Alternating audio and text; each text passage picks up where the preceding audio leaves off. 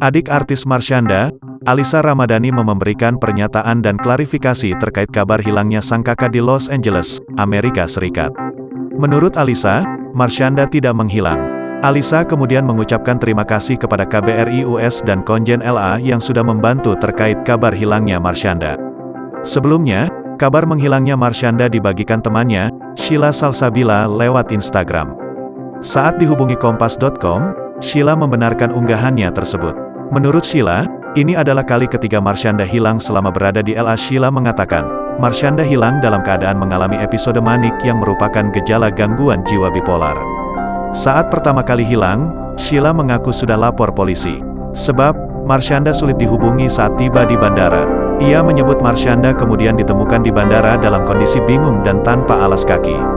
Terakhir, Sheila mengatakan Marshanda kembali hilang. Selama kabar menghilang itu, Marshanda juga tak aktif di akun Instagram miliknya. Mantan suami Marshanda, Ben Kasyafani, juga mengaku mendapat kabar hilangnya Marshanda. Ia meminta bantuan temannya di LA untuk mencari Marshanda.